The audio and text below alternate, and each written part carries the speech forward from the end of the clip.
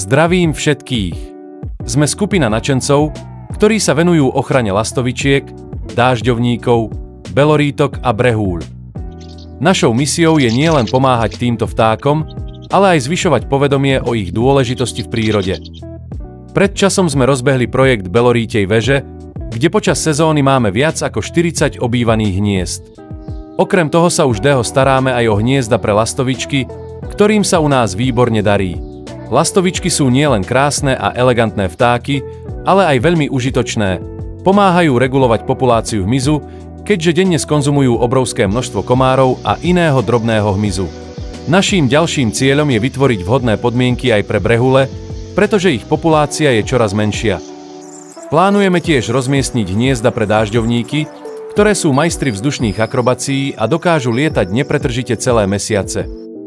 V budúcnosti by sme chceli zorganizovať rôzne podujatia, ktoré nielen posilnia našu komunitu, ale aj prilákajú ďalších ľudí, ktorí majú záujem o ochranu týchto fascinujúcich vtákov.